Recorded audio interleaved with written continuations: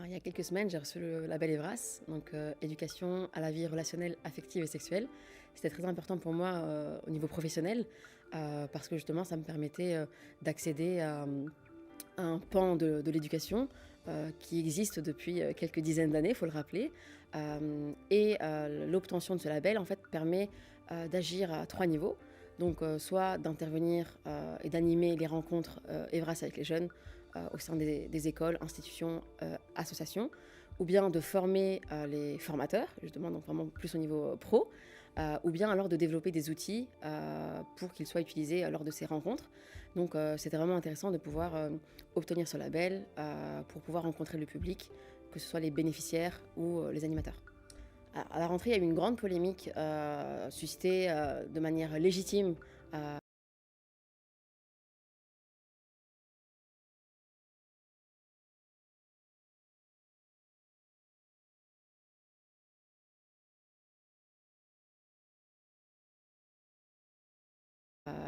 par les parents suite au contenu qu'il y a eu sur les réseaux sociaux notamment. Et donc je disais une polémique légitime parce qu'en tant que parent, notre objectif premier, et donc je parle aussi en tant que maman, notre objectif premier c'est bien sûr la sécurité de nos enfants. Donc il y a eu beaucoup de discours qui allaient dans le sens de l'école c'est fait pour instruire, c'est pas fait pour éduquer et encore moins à la sexualité, ce que j'entends parfaitement parce qu'il y a des parents qui ont dit mais il y a des sujets qui ne nous concernent pas, qui ne sont pas en lien avec nos valeurs. Et c'est là en fait où a lieu le débat. Et c'est d'ailleurs pour cela que je suis vraiment heureuse d'avoir bénéficié de ce label, pour justement pouvoir parler de valeurs en fait dans les Evras. Derrière ça, il y a des valeurs. Alors c'est vrai que je pense que ce qui a manqué dans cette rentrée, c'est une invitation à rencontrer les parents, à les sensibiliser à l'importance de l'Evras et à leur expliquer concrètement qu'est-ce que c'est. Donc pour reprendre la question, comment se déroule une rencontre? Donc il faut savoir que dans le nouveau décret, il y a 2 rencontres qui sont obligatoires en 6e primaire, donc entre 11 et 12 ans, et en 4e secondaire, donc ce qui correspond à 15-16 ans chez les jeunes. Ces 2 rencontres sont obligatoires. Alors il y a des structures, écoles, qui vont faire en sorte qu'il y a plus de rencontres que ces 2 qui sont obligatoires. Mais ça, voilà, c'est propre à chaque direction. Mais en tout cas, dans ces 2 rencontres, ce qu'on s'impose Radia, c'est plus simple pour faire une vidéo. Donc, le livre, c'est Heureux de Christian Woltz. Donc, la page ici. Donc, ici, il dit, mais on ne pourra pas dire que je ne suis pas moderne, blablabla. Ou du bonheur pour toi, mon fils, de l'amour, et tant pis si elle n'a pas de mamelle. Je t'ordonne d'être heureux. Alors choisis qui tu veux, qu'on finisse avant que je devienne chèvre. Et là, le fils dit, quoi, c'est vrai papa, je peux choisir. Bingo. Yippie. Alors je choisis Hubert, le bélier. Lui et moi, on s'aime en secret depuis si longtemps. Et donc, ils se marièrent, vécurent heureux et... Donc, c'est la photo. L'essentiel, c'est qu'il soit heureux, n'est-ce pas, Majesté? Voilà.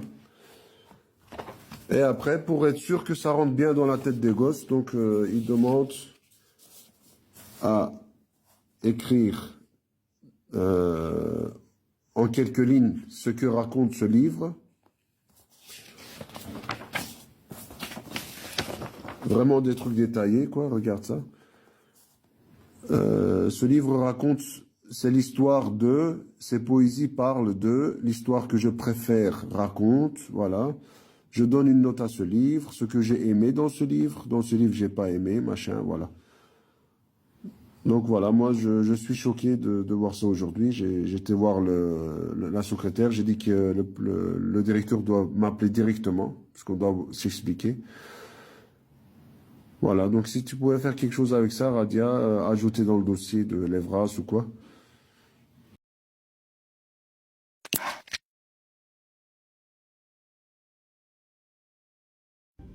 Bonjour à toutes et à toutes, bienvenue dans Libre Ensemble. Je suis ravie de vous accueillir pour ce nouveau rendez-vous de la laïcité. On vous parle d'un livre aujourd'hui Éléphantine. Cette petite éléphantine va nous apprendre bien des choses sur notre zézette. En tout cas, c'est ce qu'on nous promet. Et j'ai deux invités avec moi aujourd'hui pour parler de ce livre. La co-auteure, Natacha Delocte. Bonjour. Bonjour. Natacha. Avec Laurent Carpentier, vous avez donc coécrit cette petite BD dont on va parler tout de suite. Et Claudine Coppens. Bonjour Claudine. Bonjour.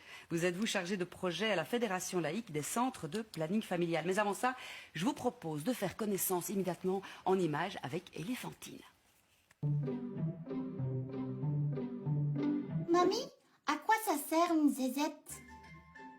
Comme moi, vous avez cherché un livre pour enfants qui explique à la petite fille son sexe et sa constitution, et aucun livre n'a répondu à vos attentes. En effet, les livres pour enfants assimilent en majeure partie le sexe féminin à l'appareil reproducteur. Ils le représentent sous forme du système de reproduction, de façon métaphorique, comme une feuille, une légère fente, ou encore sous la forme de hérissons qui grognent la nuit. Ce qui, vous en conviendrez, n'est pas très positif pour expliquer à une petite fille sa constitution. C'est pour cette raison que nous avons décidé d'écrire ce livre. Teinté d'humour et de poésie, basé sur des informations correctes et validées par les professionnels de la petite enfance, de la médecine et de la sexologie, ce livre va pouvoir répondre à vos attentes et aux besoins essentiels des enfants et permettre aux petites filles de mieux comprendre leur corps dans une perspective d'épanouissement. Voilà, c'est ça en gros, Éléphantine, et bien plus encore. Une trentaine de pages de tendresse, d'humour, de poésie. Comment est né ce livre, Natacha? Comment a germé l'idée? Et est-ce qu'elle a été facile finalement à concrétiser? Eh bien, j'ai commencé à écrire ce livre en fait pour ma fille parce qu'en fait j'avais cherché un livre à l'époque qui explique à la petite fille son sexe et sa constitution et j'ai pas trouvé ce livre. Et si on trouve des livres plus ou moins bien documentés pour les petits garçons, pour les petites filles, ce livre n'existe pas. On assimile, comme on le dit dans la capsule, en majeure partie le sexe féminin à l'appareil reproducteur ou alors de façon métaphorique comme une fente, un trou, un hérisson un tuyau. qui grogne la Ou nuit. un hérisson qui grogne la nuit. Voilà. Alors voilà, effectivement, c'est encore une éducation très sexiste qu'on apporte aux enfants. Et moi, j'étais pas d'accord avec ça. Je voulais pas éduquer ma fille comme ça. Et donc j'ai écrit cette histoire au départ pour pouvoir aborder le sujet avec cette histoire et d'utiliser cette histoire comme support pour pouvoir parler ça avec elle. Et c'est facile d'écrire ce genre d'histoire? Vous aviez déjà écrit des histoires ou vous en racontiez à votre fille? Non, je n'avais pas encore jamais écrit d'histoire. C'est une première. Voilà, tout à fait. Et en fait, j'ai fait beaucoup d'ateliers pour enfants dans les écoles et dans des musées, des choses comme ça. Et donc, voilà, j'observe, j'ai pu observer les enfants et effectivement il n'y a pas que les petits garçons qui ont tendance à se découvrir, les petites filles aussi et donc voilà, j'ai trouvé que c'était vraiment, il fallait pouvoir écrire ou lire une histoire à ses enfants ou alors je l'ai écrit aussi pour les professionnels de la petite enfance pour pouvoir l'utiliser, pour pouvoir en parler avec les enfants. Mais alors vous l'avez écrite, cette histoire, avec le cœur et puis vous l'avez fait valider parce qu'il ne faut pas non plus raconter de bêtises, évidemment. Vous êtes arrivé avec le projet auprès des professionnels pour leur demander leur voilà. validation? En effet, à partir du moment où j'ai décidé d'essayer de le publier, je me suis bien rendu compte qu'il fallait absolument pas que je dise de bêtises, que je voulais partir à partir d'informations correctes, parce que la plupart des livres pour enfants sur ce sujet restent très vagues et on explique très peu de choses, un peu plus pour les petits garçons, mais très peu pour les petites filles.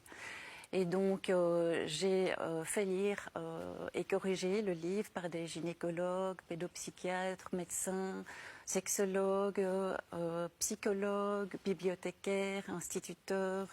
Enfin, voilà, j'en passe certainement, mais toutes les personnes qui m'ont aidée pour le livre, y compris Claudine, ici à côté, sont citées dans la page de remerciements à la fin. Alors, ça commence sur un petit événement sexiste. En effet, Éléphantine veut jouer au foot avec ses frères dehors, et non, ils ne veulent pas, parce que le foot, c'est pour les garçons et pas les filles. Et puis là, après, elle se confie en fait à sa grand-mère. Donc, il y a un rapport aussi générationnel. Pourquoi avoir pris une grand-mère et pas une mère, par exemple? En fait, ça vient d'une histoire personnelle où j'avais une amie qui m'avait dit que sa grand-mère lui avait dit qu'il fallait pas qu'elle oublie plus tard qu'elle avait quelque chose dans sa zézette. Et donc voilà, j'ai repris cette... moi, quand j'étais petite, c'est une image que j'ai bien aimée pour grandir, voilà, pour m'épanouir sexuellement, si on peut dire ça comme ça. Et donc voilà, j'ai profité de cette histoire-là, cette histoire vraie, pour l'utiliser dans mon histoire. Ah, la grand-mère d'Éléphantine, c'est un peu poupette dans la boum, Denise Gray, qu'on a toutes rêvé à voir. Claudine Keupens, est-ce que c'est important, ce genre d'outils? Est-ce qu'il y en a peu, comme dit Natacha? Est-ce que vous, dans les fédérations et de laïcs des plannings, ça vous aide vraiment? Oui, alors moi je travaille plus précisément au centre de documentation et à la création d'outils justement pédagogiques, de brochures d'information. On a soutenu ce projet à la fédération parce que depuis longtemps les animateurs et animatrices de centres de planning familial font des animations dans les écoles principalement, mais pas que, mais au départ essentiellement avec des adolescents. Et ça fait maintenant quand même quelques années que ça s'est élargi aux sections primaires de l'enseignement, voire aux sections maternelles. Et je vais régulièrement en formation de ces travailleurs qui vont faire des animations, présenter des outils pour les aider à faire leurs animations, que ce soit des jeux, des livres, voilà, des méthodes à utiliser. L'outil parfait n'existe pas, mais ils peuvent s'appuyer sur des choses qui existent. Par exemple, pour les enfants, sur les livres pour enfants. Très souvent, dans les livres pour enfants, on parle, si on veut parler du corps en général, on aborde absolument tous les systèmes possibles qui composent le corps humain, mais rarement l'appareil génital et le système de reproduction. C'est encore moins le plaisir. Et alors, ne parlons même pas du plaisir. Par ailleurs, ce qui était intéressant dans cette version aussi d'Éléphantine, c'était qu'on y parle du clitoris, ce qui est quand même relativement récent, qu'on y a mis aussi une intention pédagogique avec un petit lexique à la fin, un petit dictionnaire, qu'on y a fait des planches, où justement ce fameux clitoris est maintenant représenté. Et ça, c'est quand même c'est une première, on va dire, hein, parce que même dans les livres qui sont encore sur le marché maintenant, c'est quelque chose qui n'est pas abordé. Et souvent, effectivement, quand on aborde l'appareil génital, ben, c'est pour parler de la reproduction, mais pas du plaisir. Bah alors, ça s'adresse à des enfants de quoi, 8-9 ans? Des petites filles de 8-9 ans? Même plus jeunes. Hein. Même plus jeunes. Oui, parce que c'est vraiment...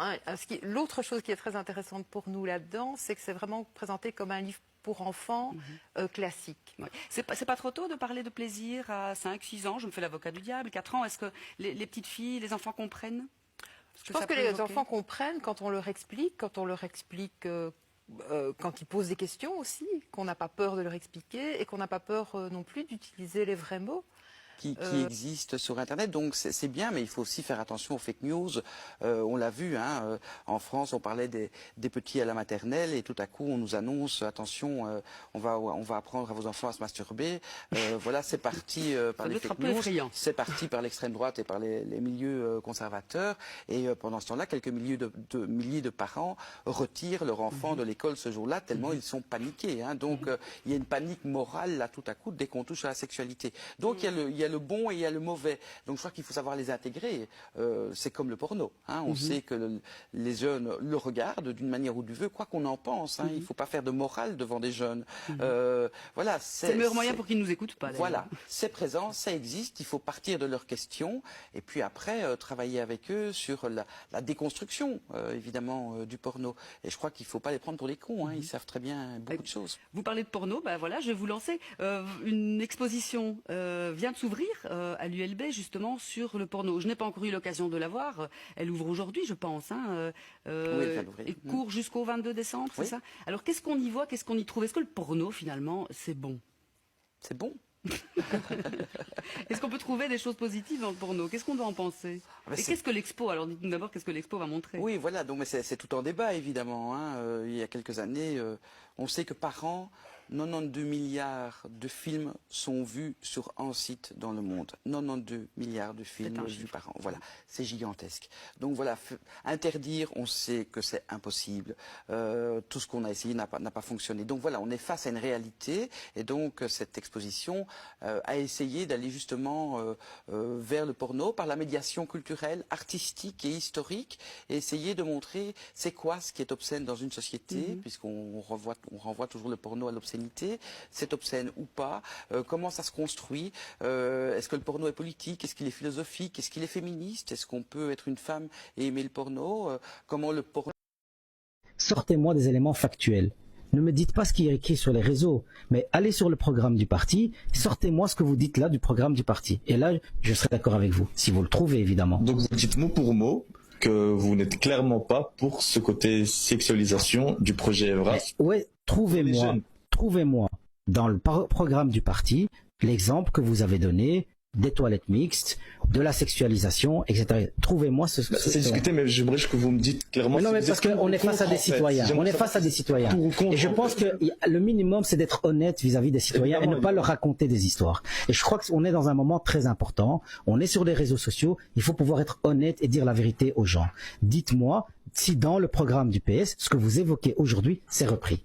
Alors, et à quelle page? Je vais venir à la laissez-le répondre. La spécificité du citoyen, c'est justement que c'est un citoyen qui vient avec son bagage personnel.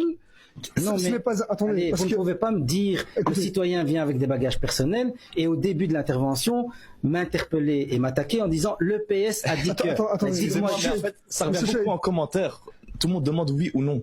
Tout simplement, pour répondre à la question, est-ce que vous dites clairement que vous êtes contre ce côté sexuel d'Evras, oui ou non, en fait? Tout à fait, je suis contre. Vous êtes totalement contre. Depuis le début, donc vous n'acceptez pas le fait que justement on veut former des enfants, encore une fois je dis pas des jeunes adultes ou des adolescents, des enfants à la sexualité.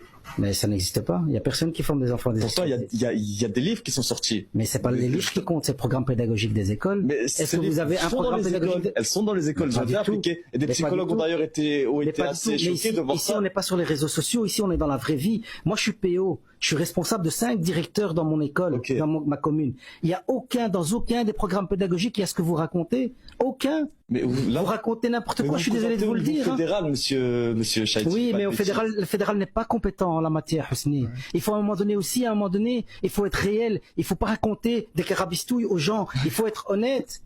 Il faut dire aux gens, le fédéral n'est pas compétent pour l'Evras. Ce n'est pas une compétence fédérale. Et si à un moment donné, il faut être honnête avec les gens. Je suis désolé. Il ne faut pas raconter des conneries aux gens. On est sur les réseaux sociaux. Il faut pouvoir dire la vérité aux gens. Si vous trouvez dans le programme du PS ce que vous dites, alors on peut en discuter. Mais il ne faut pas déformer les choses. Ça, je ne suis pas d'accord. Non, mais c'est de la malhonnêteté. Monsieur Intervenante, c'est de partir des questions des jeunes. Donc il faut savoir que des fois il y a des rencontres qui sont faites en mixité, d'autres en non-mixité. Donc ça va dépendre du temps qu'on a, mais en général on fait un premier temps mixte, puis on sépare les filles et les garçons pour pouvoir être plus à l'aise et pour pouvoir qu'ils posent leurs questions. Parfois ils les posent de manière anonyme. Et là on va voir que dès 11-12 ans il y a beaucoup de questions liées à la vie intime qui sont posées et d'ailleurs qu'on doit recadrer. On va voir qu'il y a des sujets liés à la pornographie, liés à des pratiques sexuelles que certains parents ne soupçonnent pas. Donc la plupart des parents disent non, mes enfants sont loin de tout ça. Alors que quand on anime justement ces rencontres, on se rend compte justement que ces jeunes sont vraiment informés, sont alertés et parfois inquiétés par certaines situations. Donc on part de leurs questions. Ensuite, ça c'est propre à chaque intervenant de fixer une trame à suivre, d'apporter un thème ou deux à imposer lors de ces rencontres. Par exemple, je mets personnellement un point d'honneur à aborder les sujets liés à la pornographie, à l'industrie de la pornographie, aux dérives et aux conséquences de la pornographie sur du court, moyen et long terme, choses qui sont très souvent méconnues de la part des jeunes. Et le deuxième point, c'est tout ce qui est lié aux agressions sexuelles, donc qu'elles soient entre jeunes, entre mineurs, entre personnes mineures et majeures, les agressions sexuelles aussi au sein des familles.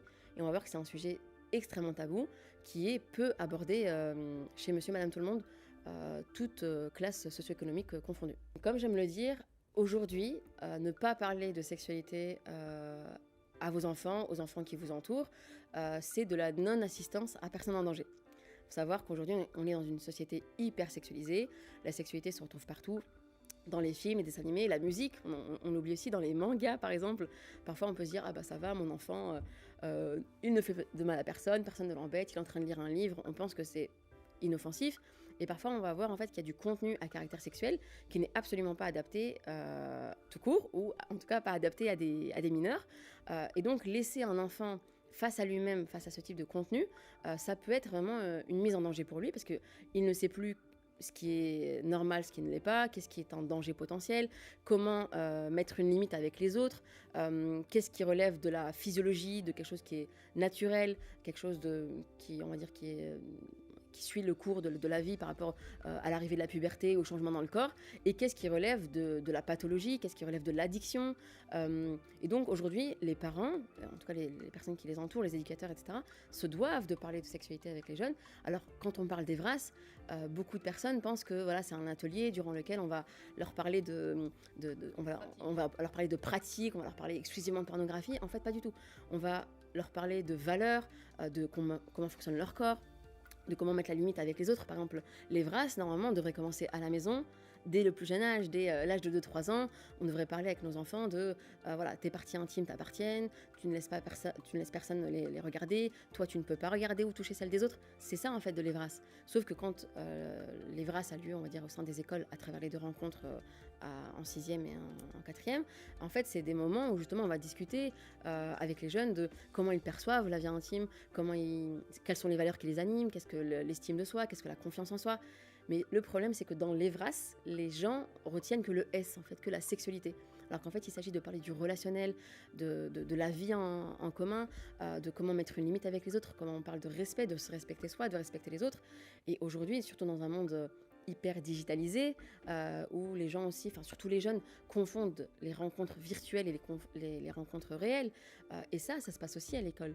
Il y a beaucoup malheureusement de scandales qui ont eu lieu, de jeunes amourettes qui se partagent des photos d'eux nus, et on ne les a pas alertés par rapport à ces pratiques-là. Et ça, c'est de la mise en danger. Et pour la personne qui envoie ces photos, et la personne aussi qui les reçoit, parce qu'on pense toujours à nos enfants comme étant de potentielles victimes.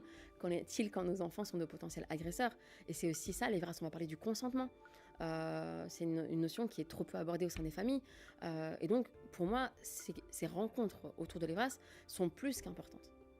Quand on parle de société hypersexualisée, ça peut être aussi l'hypersexualisation, le fait de banaliser certaines images à consonance vraiment clairement pornographique, et le fait pour des jeunes de les voir de plus en plus tôt, de plus en plus souvent, ça devient une norme pour eux. Ce n'est plus choquant aujourd'hui pour des jeunes de voir des gens nus sur les réseaux sociaux. Ça aussi, il y a aussi un fossé entre l'époque des parents, les dinosaures comme ils sont appelés par les jeunes, où à l'époque, voilà, pour regarder du contenu pornographique, il fallait aller dans un vidéoclub, il fallait aller sur des sites, c'était assez compliqué. Aujourd'hui, sur des réseaux sociaux accessibles à toutes et tous, le contenu pornographique est présent, il n'est même pas censuré, et donc les jeunes y ont accès. Et le fait de voir ce type de contenu peut amener les jeunes finalement à banaliser ceci, et à ne plus voir le mal, et à en avoir envie, à vouloir le rechercher aussi au sein de leurs relations, qui sont de plus en plus jeunes, sans se dire que c'est quelque chose de mauvais, sans se dire que c'est quelque chose qui peut potentiellement les nuire en fait à eux en tant que demandeurs, mais aussi aux personnes victimes. C'est vraiment important que les parents prennent conscience que l'Evras, c'est pas 2 fois 2 heures sur un cursus scolaire. Normalement, l'Evras fait partie de la vie quotidienne au sein des familles, et que c'est important justement de parler des valeurs propres à la famille, des valeurs autour de l'Evras, des valeurs à avoir à l'école, etc. avec les autres personnes qu'on côtoie dans le quotidien. Et effectivement, s'il y a une discussion au préalable et une discussion par la suite, l'enfant, il ne sera pas dérouté, en fait, il ne sera pas perdu, on ne va pas changer ses valeurs, on ne va pas le transformer, ou voilà, tout ce qu'on a pu entendre sur les réseaux sociaux. Je pense que justement, c'est la peur, en fait, qui a créé cette polémique, mais si cette peur, on la comprend et qu'on n'est plus dans la réaction, mais dans l'action, ça permet aux parents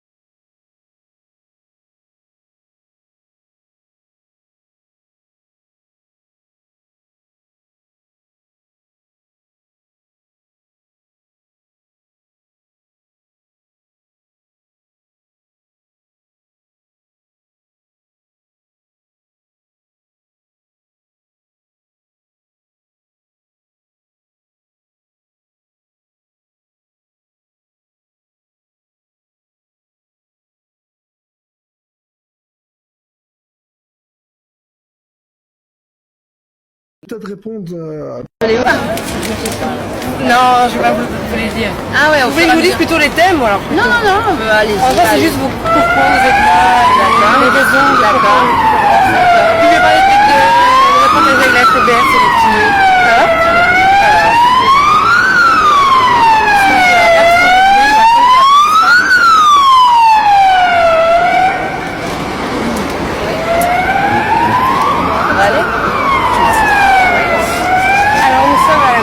Anti-Evras, et concrètement pourquoi vous êtes là? Alors je suis ici parce que il est clair que l'autorité parentale est en train d'être mise à mal par les pouvoirs politiques actuels et notamment le gouvernement de la FOEB, la COCOF et la communauté française. Il y a des lobbies qui actionnent et qui se sont accaparés la question de l'Evras à l'intérieur pour faire de l'éducation, faire sauter le ton aux familles, soi-disant en étant complémentaires, mais à l'antinomie même de la philosophie des familles.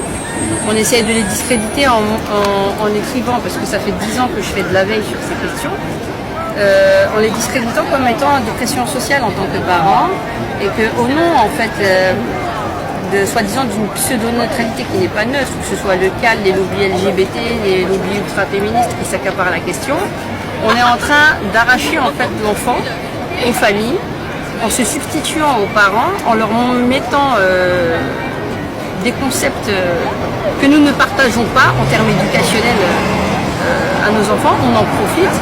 Et à la base, l'école est un lieu d'instruction et non d'éducation. Et s'il doit se faire, il doit se faire en partenariat avec les parents et non en omission des parents. Quand on a fait le décret 2013, déjà, on n'a pas consulté les parents s'ils étaient déjà d'accord pour que ce soit les nouvelles missions des institutions telles que la FOEB et la COCOF et la communauté française. On n'a pas questionné, on n'a pas demandé l'autorisation aux parents s'ils étaient aptes à nous déléguer une partie de l'éducation de nos enfants. Donc, voilà. Donc juste répéter, donc l'EVRAS c'est l'éducation à la vie relationnelle, affective et sexuelle, qui vise à accompagner les enfants et qui est pour qu'ils aient un accès à des informations fiables, complètes et adaptées à leur âge. Bon, fiables et adaptées, ça m'étonnerait. Donc pour les 3 à 5 ans, ce qui est prévu, c'est qu'on va parler des parties du corps, de l'intimité et des émotions. De 5 à 8 ans, des différences et du consentement. De 9 à 11 ans, des différences entre l'amitié et l'amour, la pudeur et la puberté. De 12 à 14 ans, des stéréotypes de la contraception et des relations amoureuses. Et enfin, de 15 à 18 ans, de l'identité et l'orientation sexuelle. Et vous ne pensez pas que c'est des sujets qui sont importants à aborder avec des enfants qui parfois n'osent pas parler avec leurs parents? Ce sont des sujets importants, mais qu'on doit laisser aux parents pour trouver, par exemple, des endroits tiers où les mettre. C'est le cas, ça a toujours existé. Je suis pour qu'on fasse de la prévention, mais pas à la sauce du CAL, ni des lobbies LGBT, ni des centres de planning familiaux. Donc ça veut dire quoi? Qu'on est en train de faire sauter le ton et qu'on est carrément en train d'enlever l'autorité parentale. Et on essaye d'inventer des droits, et notamment des droits sexuels à des enfants, d'accord, pour se permettre justement d'accéder, on essaye de faire soi-disant de l'autodétermination de l'enfant, quoi. Alors qu'un enfant n'a pas d'esprit critique. Il est connu qu'un enfant ne fait que mimer. Il suffit qu'il regarde par exemple un film de bagarre ou de western à la télé, il va mimer ça dans la cour. Maintenant, il y a eu des débordements entre 2013 et 2023 avant le nouveau décret qui est devenu maintenant obligatoire pour tout le monde. Il y a eu énormément de débordements. Et on nous a toujours imposé cela. On nous a dit c'est obligatoire, c'est comme ça. Il y a des parents qui ont beaucoup de choses à dire par rapport à ce qui leur est arrivé à leurs enfants. On fait les autistes et on nous dit que ça fait partie des missions de l'enseignement. Je suis désolée. L'enseignement, l'école n'a pas à se substituer aux parents. Ça doit être déjà premièrement dans la concertation. Nous avons tous en tant que parents des approches différentes. Il faut pouvoir les respecter. L'éducation et les premiers éducateurs sont les parents. Il ne s'agit pas de faire un partage quand on nous met comme ça des bâtons dans les roues et qu'on marche sur nos plates-bandes. Donc c'est pour ça qu'il y a beaucoup de choses à dire. Alors faire de la prévention sous format de cours est une chose.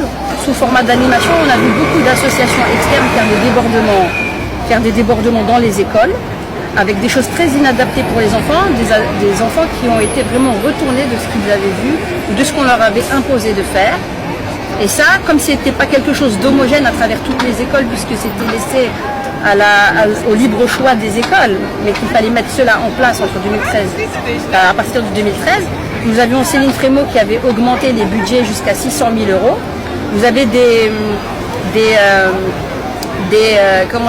associations LGBT pour lesquelles nous ne partageons pas du tout l'approche qu'elles ont. Et on va nous prétexter un prétexte bidon de dire que ce serait de la discrimination. Ce qui est discriminant aujourd'hui ici, ce n'est pas que la question homosexuelle. Ce qui est discriminant, c'est d'avoir d'abord discriminé les premiers éducateurs, c'est-à-dire de ne pas leur avoir demandé l'autorisation. Oui. Aussi, dans l'interview que vous avez accordée à la RTBF, vous parlez d'ouvrir la porte aux pédophiles. Oui. Est-ce que vous pouvez expliquer cette phrase? Oui. Alors ça veut dire que, sous couvert de prévention, on va conscientiser les enfants de plus en plus jeunes à la sexualité pour laquelle ils n'ont encore aucune maturité. Je trouve que c'est un viol psychique, mental de l'enfance. On ne le laisse pas grandir sans ces questionnements qui peuvent nous tarauder, par exemple, à l'adolescence. Donc je ne suis pas contre l'éducation sexuelle à partir de 15 ans. Je suis pour qu'on laisse le temps aux enfants de vivre leur enfance en toute insouciance et faire de la prévention, mais de la prévention en concertation avec les familles et non avec les lobbies qui veulent s'accaparer la question de l'EVRAS et qui se l'accaparent déjà et qui ont fait en sorte de faire passer de la labellisation et faire partie de la liste du gouvernement pour imposer tout cela aux familles.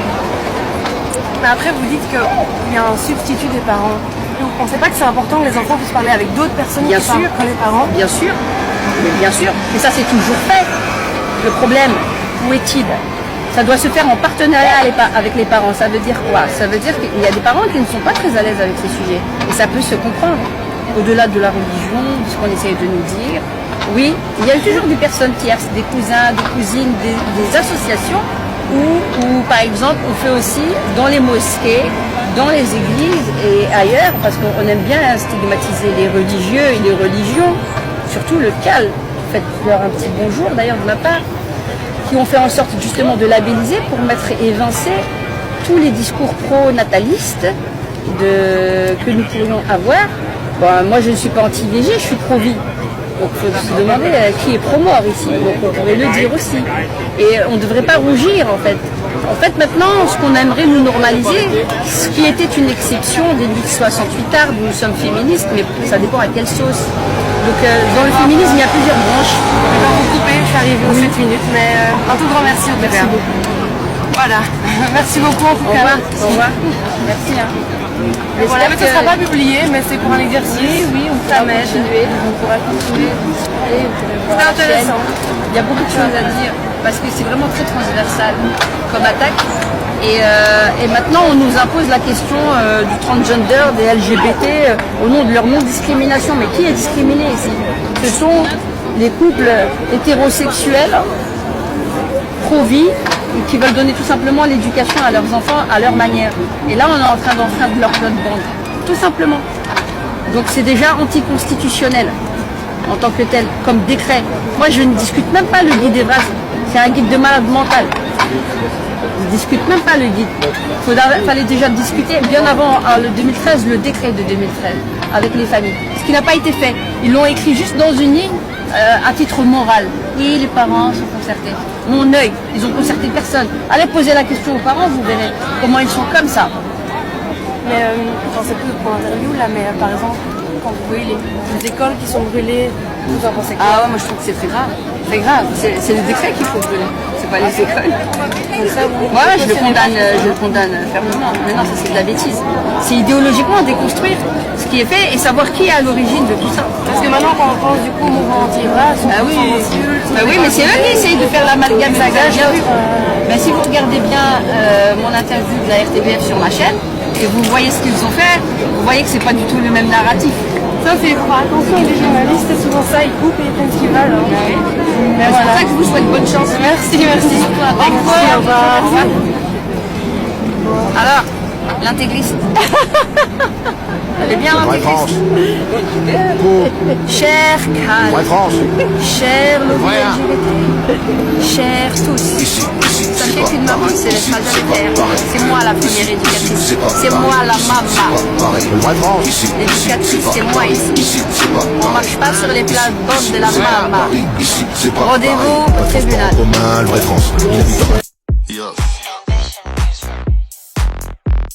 خاطر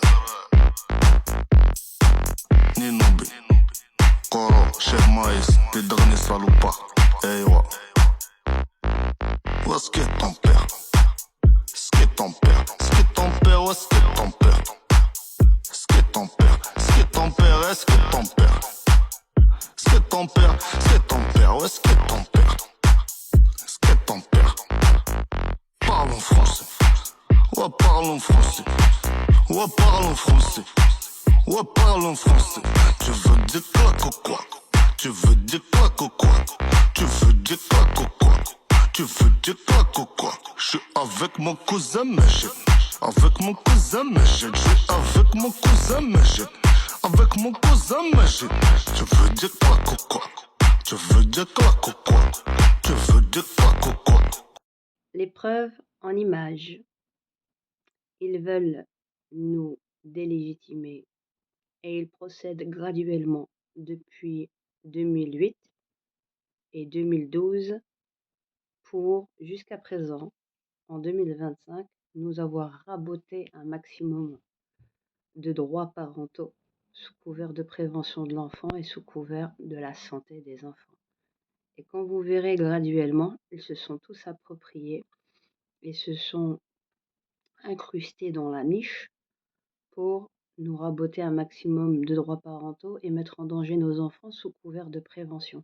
Ce sont des personnes étrangères à l'école, d'où le tronc commun qui est là aussi pour pallier à leur doctrine. Et pour tous ceux qui se félicitent d'être labellisés, sachez que vous n'êtes labellisés que par rapport à la doctrine des fédérations laïques, des lobbies LGBT et des ultra-féministes, puisque vous aviez aussi des associations catholiques qui faisaient de l'Evras et qu'on a essayé d'évincer en inventant des mensonges à leur encontre qu'ils n'ont jamais prouvés. Ces accusations illégitimes sont venues des fédérations laïques de planning pour dégager les acteurs associatifs qui étaient aussi catholiques et qui ont subi donc la discrimination concernant leur religion pour faire le nid de l'idéologie, des plannings, de l'ULB. Et quand on vous nomme et qu'on vous cite les études de l'ULB Promesse, allez chercher l'étude en tant que telle, vous verrez qu'il n'y a que des plannings qui se proclament et qui ont donné ces chiffres-là. Ce n'est pas une véritable étude universitaire, mais bel et bien un état des lieux des plannings, en fonction de ce que dit les plannings. C'est du lobbying de planning. Et on utilise la casquette universitaire pour légitimer une pseudo-scientificité à toutes les allégations qui sont proférées. Voilà. J'espère que cela vous ouvrira les yeux, chers parents et chers politiques, qui ont été pour la plupart menés en bateau, mais les autres sont pleinement mouillés jusqu'au cou, n'est-ce pas, Madame Caroline Désir, et tant d'autres, tels Monsieur Martin Casier et tant d'autres.